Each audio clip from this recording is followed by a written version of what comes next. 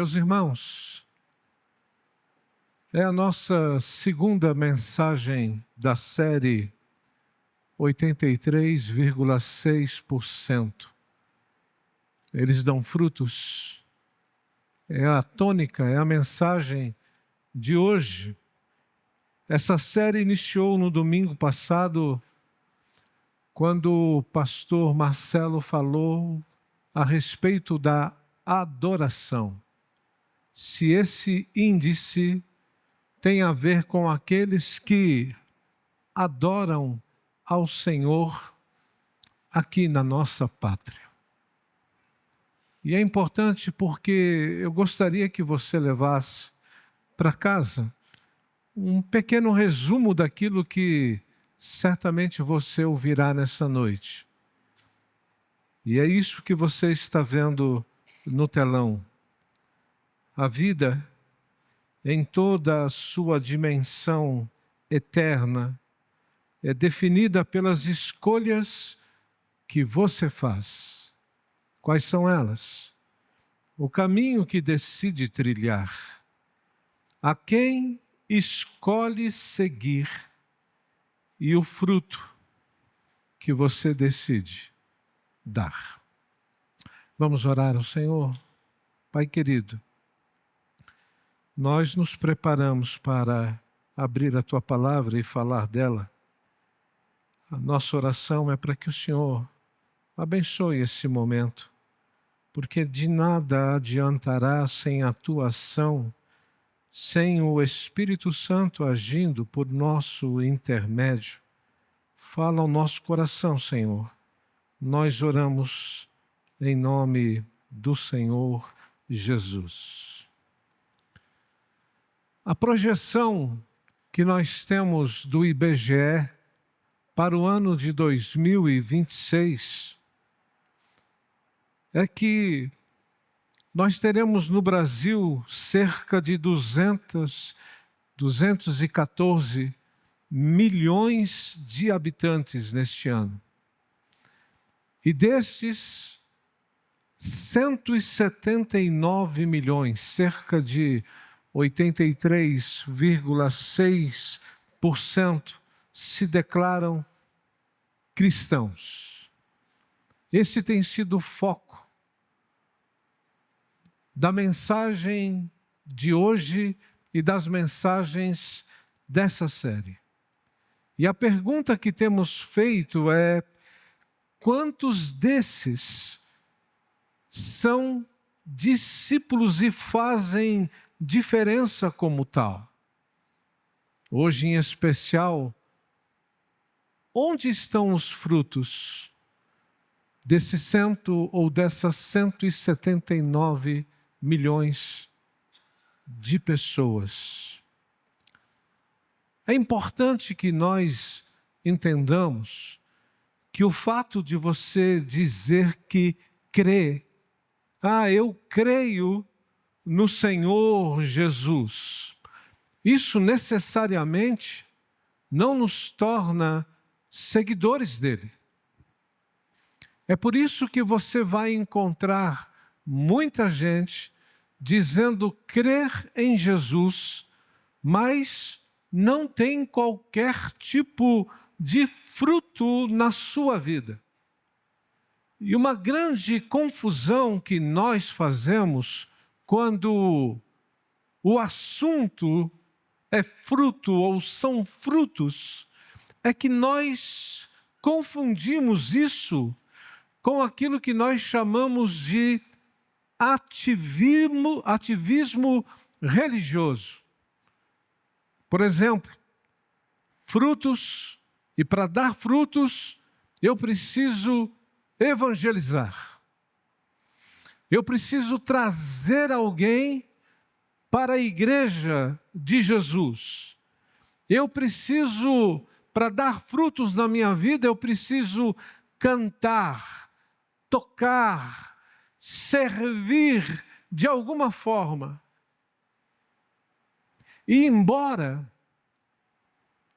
tudo isso tenha o seu valor, o fruto que a palavra de Deus destaca é, sem dúvida alguma, aquela manifestação do caráter de Cristo em nós.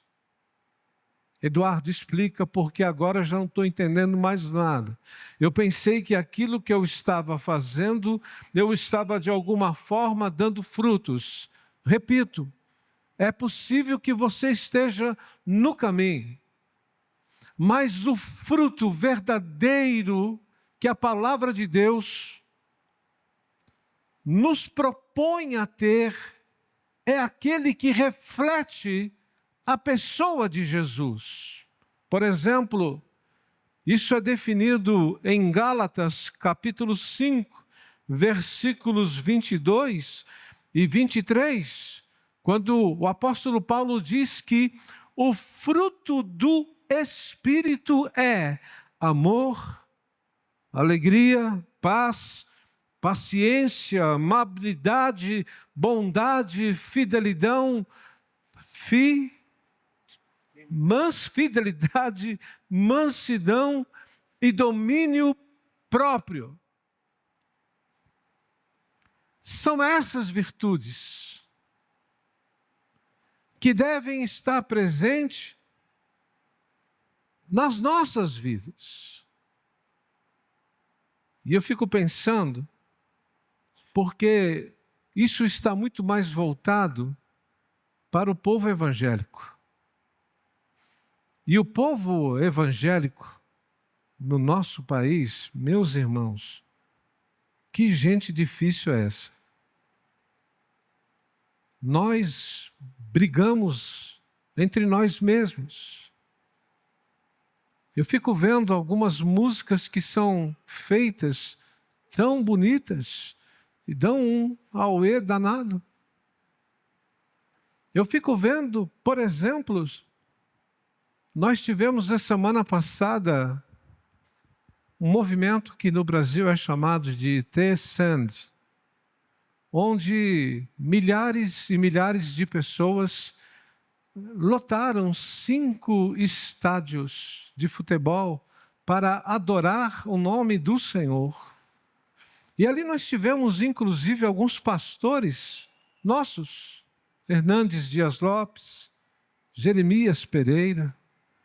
Enquanto esses personagens não apareciam, tudo era muito estranho para esses que comentam.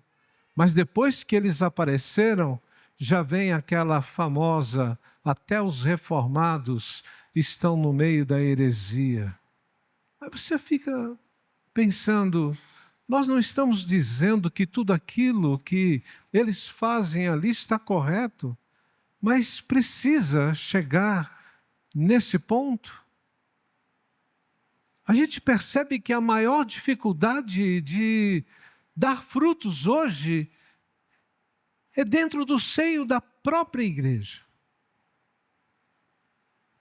Mas, preste atenção, porque aquilo que eu vou falar agora é muito importante para você saber, biblicamente falando, Deus está formando um povo que manifesta o seu caráter.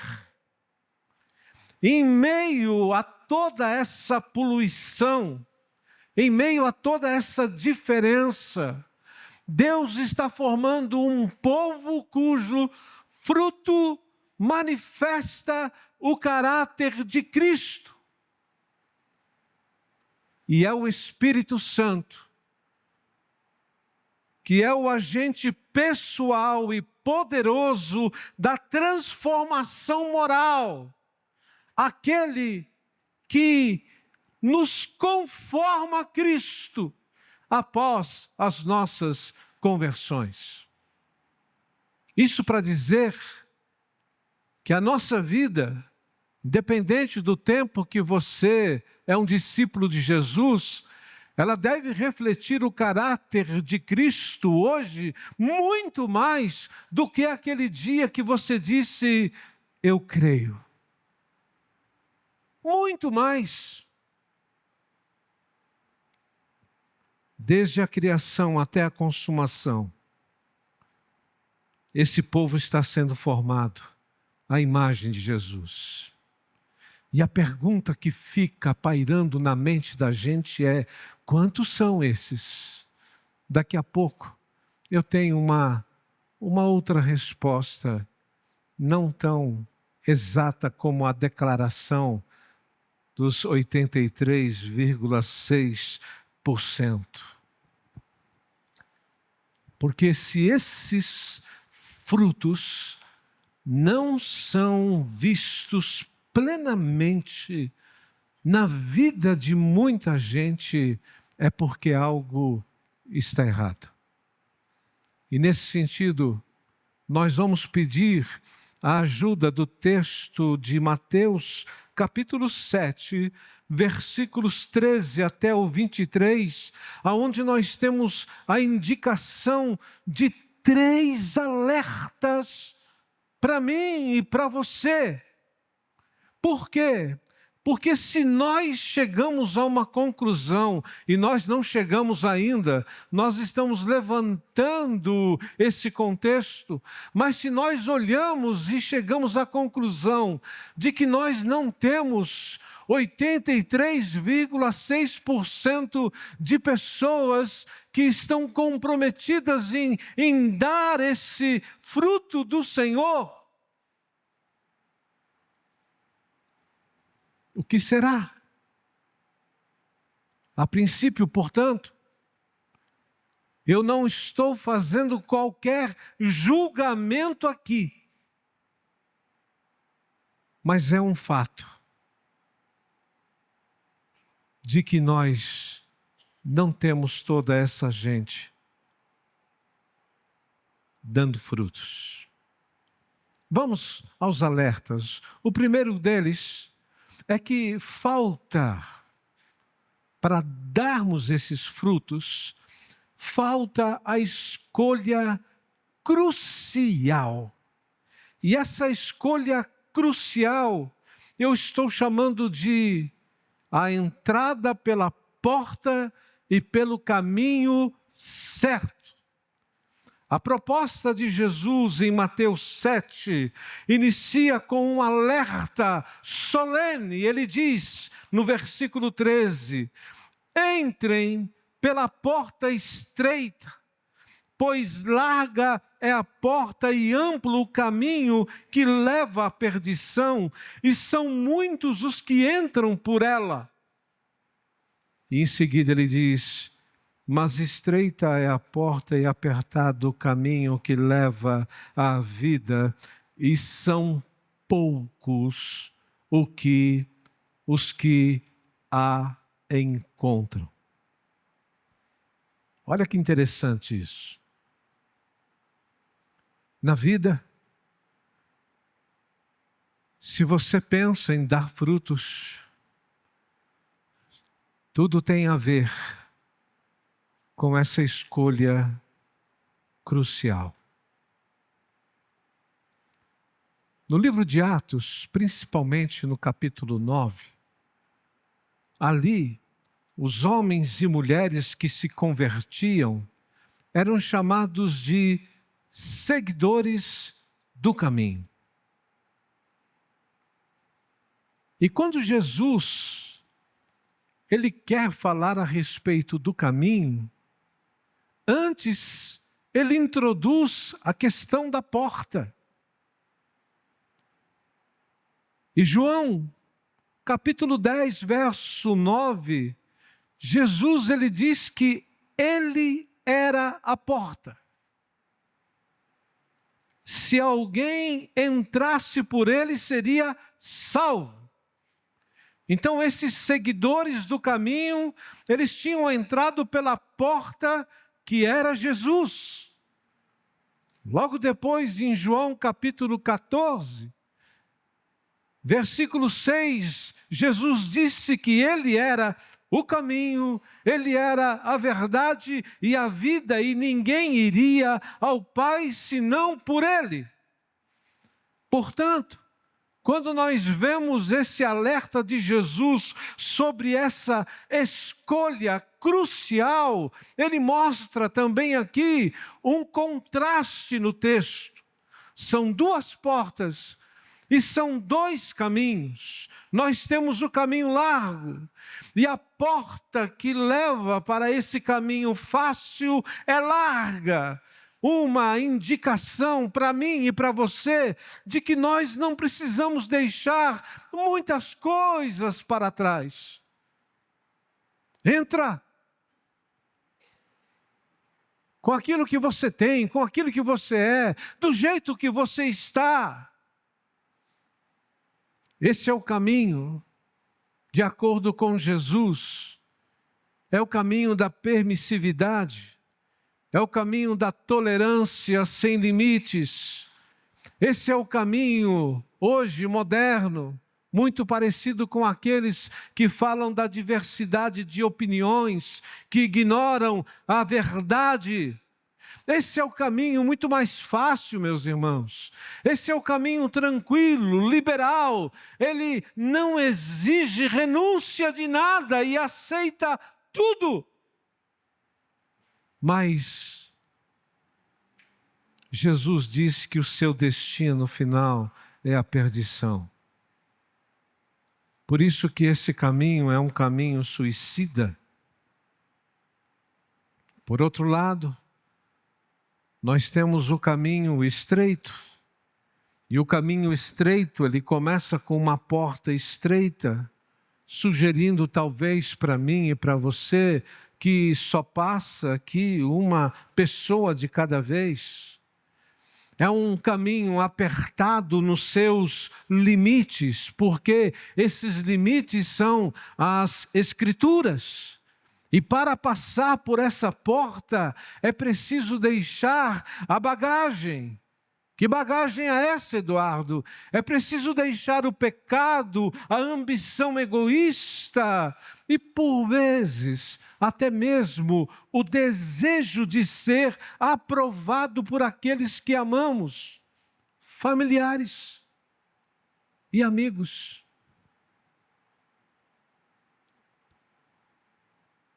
Eu fico olhando para aqueles meus familiares que em todas as oportunidades que eu tenho, eu gosto de pregar o Evangelho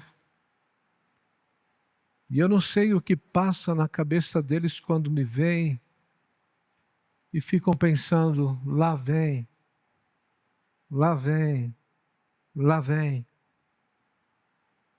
E a gente segue o caminho. A gente segue pela porta que nós passamos. E muitas vezes, meus irmãos, é duro, é triste, mas o fruto da nossa vida será ver no passado ou atrás de nós pessoas que não acompanharam a proposta do Senhor Jesus. São duas multidões. Tem a multidão que entra pela porta larga. E essa multidão que entra pela porta larga é muito maior do que a que entra pela porta estreita. E é difícil você olhar para esse texto e não perguntar: quem são esses hoje que entram pela porta larga? E eu diria para você que não seria difícil responder, porque geralmente esses são aqueles que creem que a salvação ela se dá pelas obras.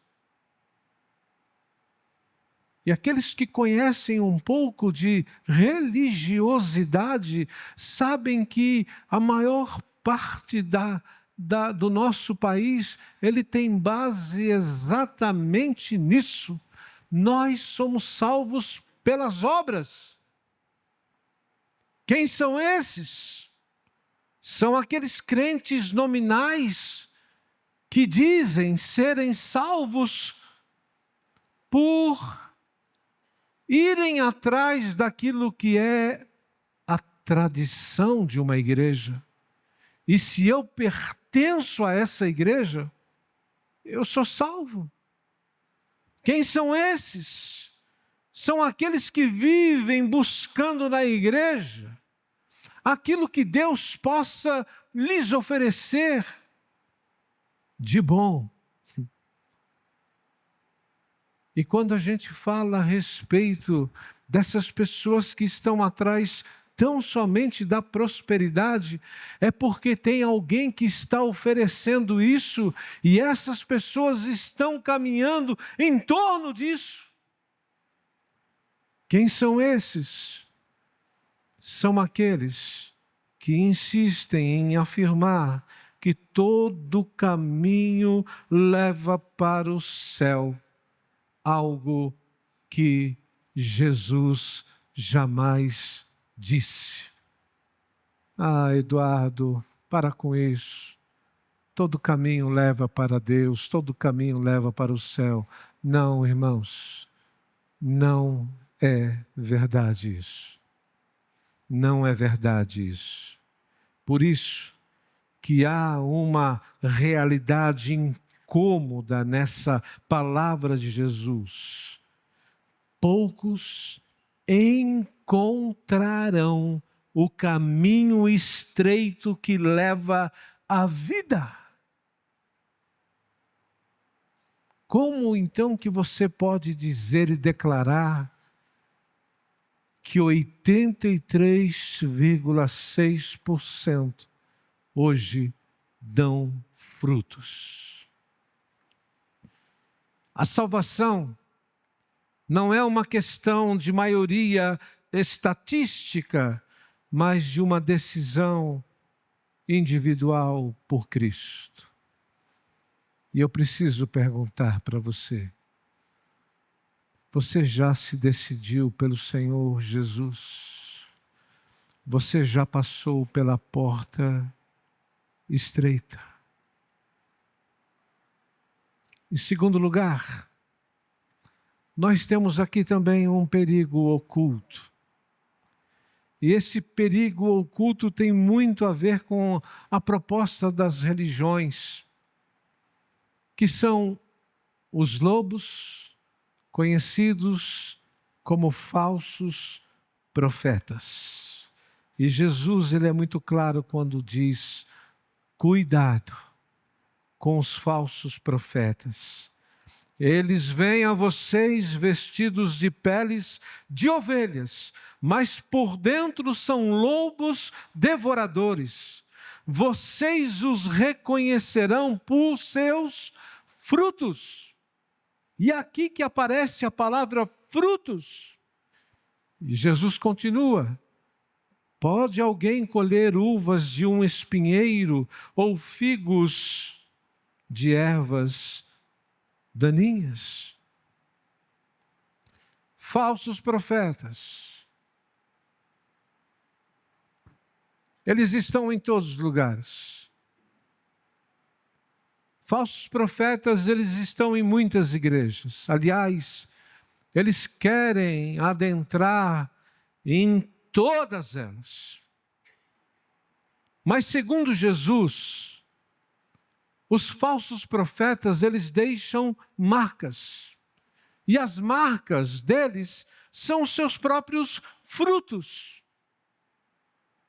Em outras palavras, o versículo 16 está dizendo exatamente isso, porque eles podem ser reconhecidos por aquilo que produzem, pelas consequências que geram a vida da igreja.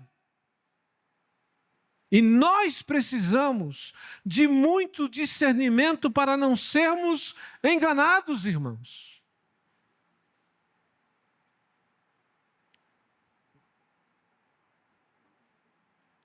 Eles têm uma mensagem muito boa, entre aspas. Eles têm propostas que mexem com o coração da gente. Falso profeta geralmente é aquele que você ouve E imediatamente você compara com aquilo que você ouve do seu pastor, na sua igreja.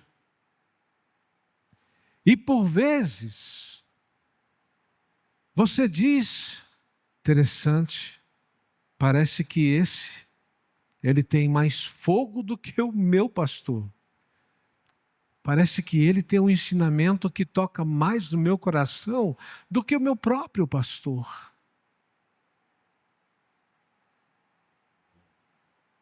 Engano.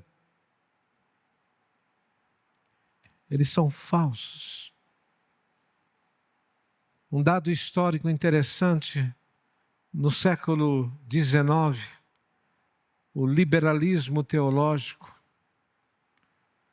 talvez tenha sido o maior lobo ao entrar no redil que é a igreja.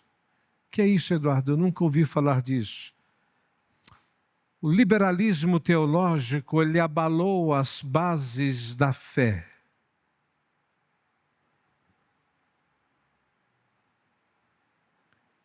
O liberalismo, ele negou aquilo que para nós é muito caro, que é a inerrância da palavra de Deus, da Bíblia.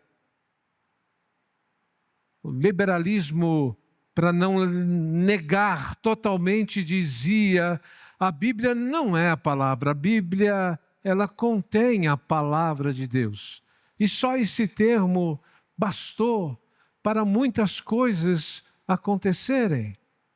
O liberalismo, ele questionou a divindade e a ressurreição de Cristo. Aliás, o liberalismo, ele tratava os milagres que nós temos na Bíblia como mitos. E o fruto dessa árvore foi catastrófico. Por quê? Porque hoje, aqueles que visitam a Europa vão encontrar igrejas, catedrais, que são verdadeiros mausoléus vazios e que foram algumas dessas transformadas em museus, onde o ensino é falso, a vida espiritual seca. Na minha primeira igreja, foram muitas as pessoas que chegavam machucadas por terem passado por uma proposta desses falsos profetas e ensinos. Pessoas que chegavam com uma vida totalmente irreconhecível, espiritualmente falando. Elas já não acreditavam mais em nada, mas no fundo, elas queriam ter a chance de poder ainda restaurar. O fruto dos falsos profetas, meus irmãos, secam a nossa vida. O fruto revela se a árvore é boa ou má, e isso é tão perturbador que muitos vão se afastar da igreja por causa disso. O outro lado também tem a sua verdade. Há muitas igrejas hoje que não estão conseguindo mais receber a quantidade de pessoas que estão vindo a elas por conta do seu compromisso com o ensino verdadeiro da palavra do Senhor. Se você tem um falso profeta, você vai encontrar também aqueles que são fiéis à palavra e à pregação da palavra. Portanto, aqueles que teimam em seguir essa gente. E a grande tristeza é que a maioria delas, apenas no juízo final, é que vão dar conta de que não viveram o Evangelho verdadeiro e nem deram frutos verdadeiros na sua vida. Foram enganados, viveram enganados e se deixaram enganar o tempo todo por essa gente. Quem você está seguindo? Precisa ter nome. Quem é o pastor que você está ouvindo? Hoje, na internet, basta um clique e você está ouvindo muita gente. Tome cuidado. Muito cuidado. Porque por vezes, um clique estará transformando o seu destino e a sua própria vida cristã e os seus frutos. Em terceiro lugar, nós temos aqui um aviso perturbador do juízo final, que está nas palavras do Senhor Jesus. Aliás, eu vejo este alerta mais aterrorizante, porque ele vai falar exatamente daqueles que sempre tiveram e se escoraram naquilo que nós podemos chamar de um currículo de frutos gospel. É aqui que nós temos, se você realmente conhece a Jesus e se você é conhecido por Ele. Veja o que diz o versículo 22, que está no telão. Muitos me dirão naquele dia: Senhor, Senhor, não profetizamos em Teu nome? Em Teu nome não expulsamos demônios e não realizamos muitos milagres? Meus irmãos, isso aqui é fruto. Aliás, essa palavra ela já começa a mostrar a sua importância, esse versículo, quando esses dizem Senhor, Senhor, repetindo a palavra Senhor, porque a repetição na Bíblia, Senhor, Senhor, como você já deve ter visto, amém, amém, Abraão, Abraão, Moisés, Moisés, Marta, Marta.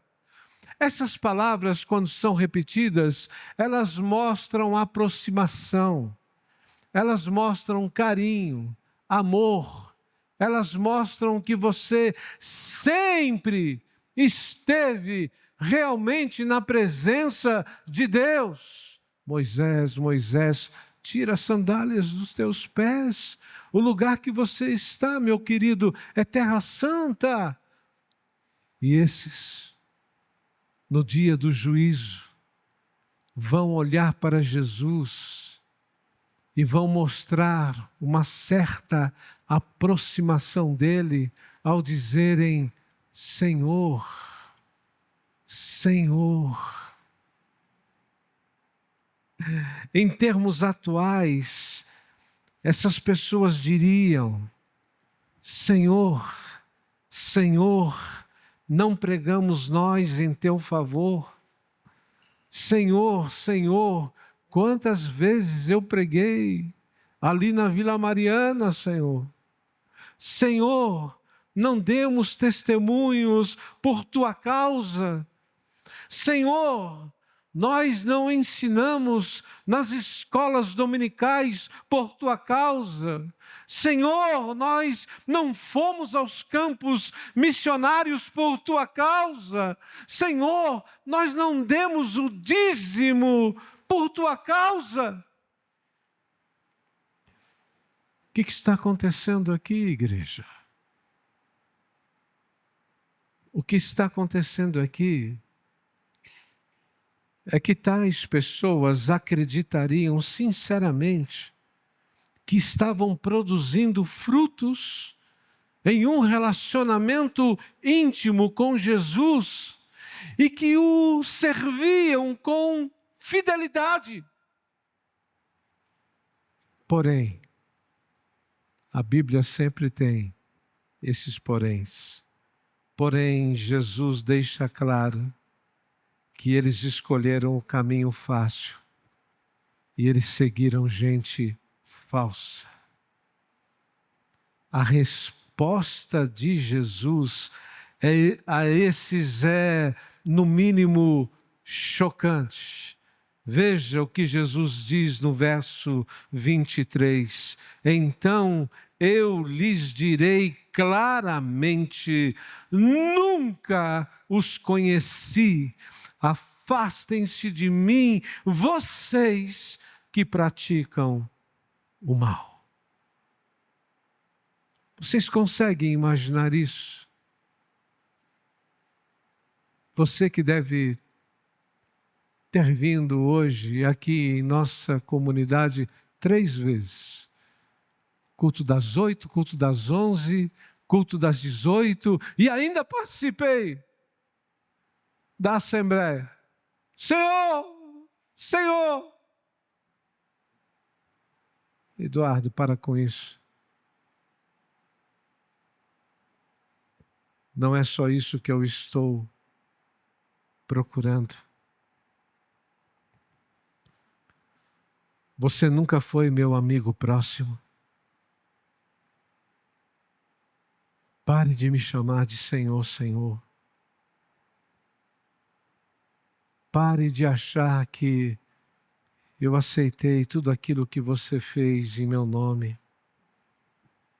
Sabe qual é a grande questão? E preste atenção nisso, por favor.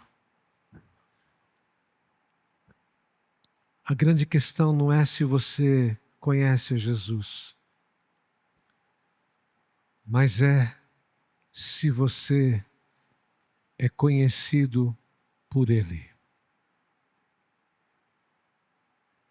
Conhecido por Ele. E eu não creio que possa haver algo mais terrível do que se apresentar diante de Jesus e ouvi-lo dizer: eu não sei quem você é.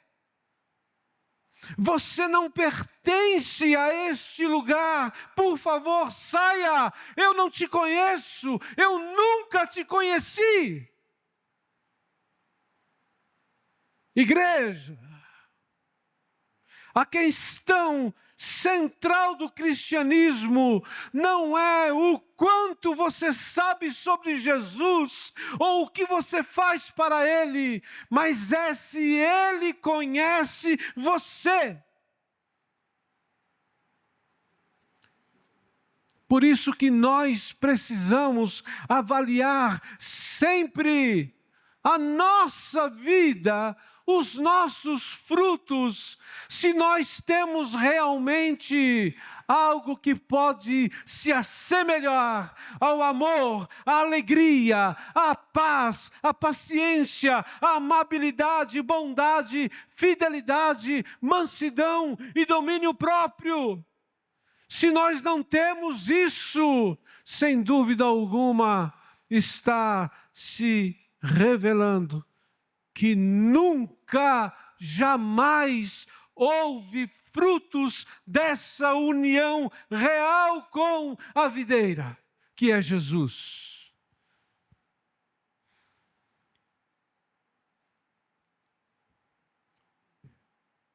A frutificação é inevitável para quem está ligado a Jesus. Repito, a frutificação é inevitável para quem está ligado a Jesus. Foi Jesus quem disse: eu sou a videira verdadeira. Vocês são os ramos.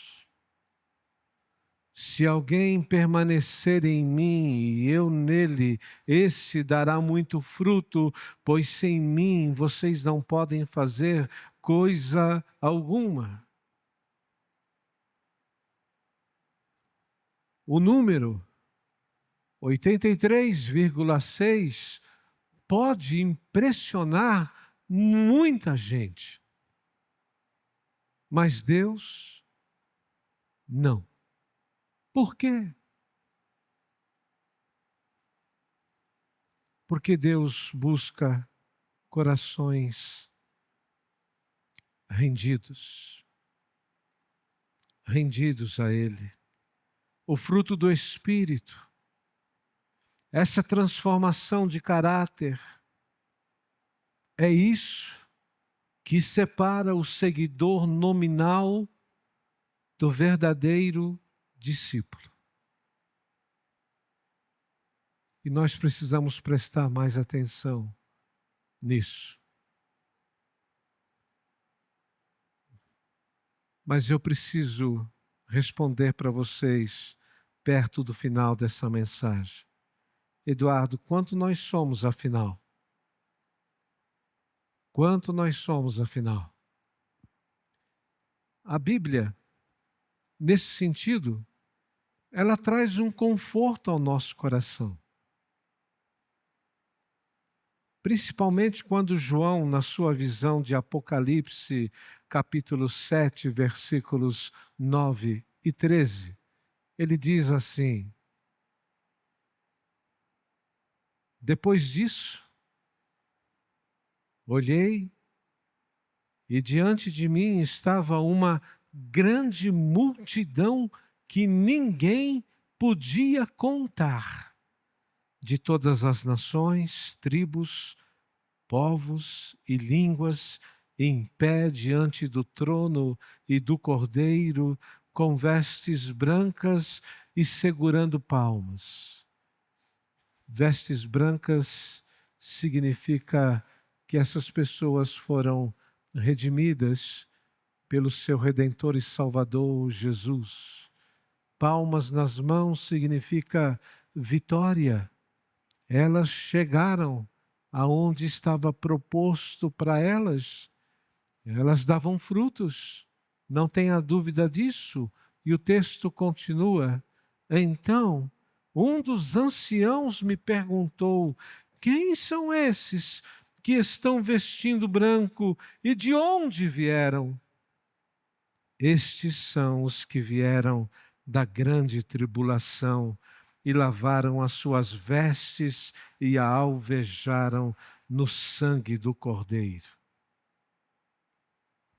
Meus irmãos, eu não tenho nenhum problema e nenhum medo de dizer para vocês que, olhando para essa multidão, eu chego à conclusão de que ela trilhou o caminho estreito.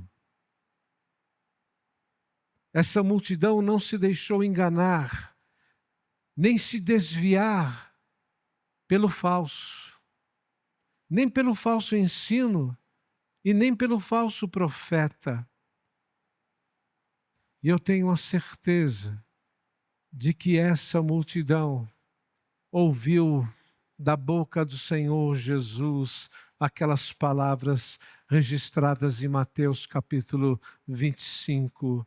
Venham, benditos de meu Pai, recebam como herança o reino que lhes foi preparado desde a criação do mundo.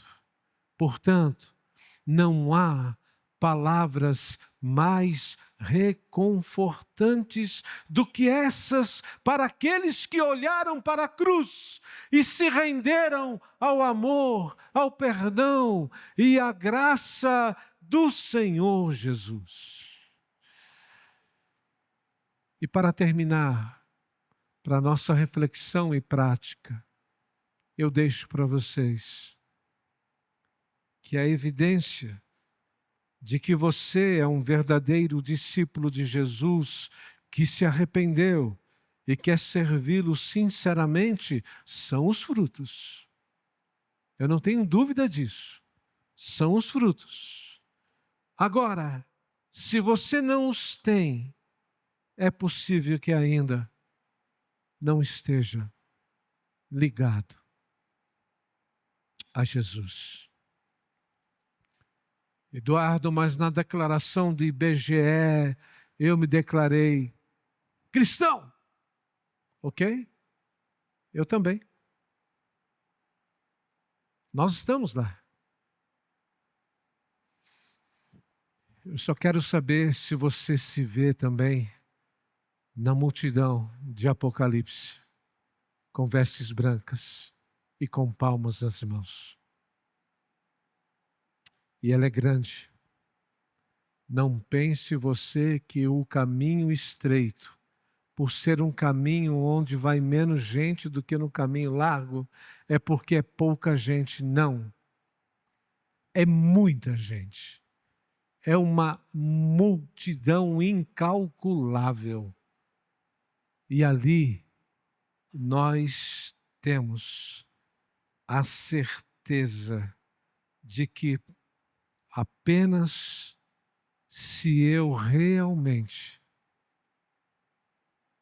creio no Senhor, vivo para o Senhor, mesmo com as dificuldades do caminho, mas procuro ouvir o ensino da palavra por pessoas comprometidas com ela, eu não tenho dúvida de que isso dará a vitória para eu carregar, inclusive nas minhas mãos, com os meus frutos.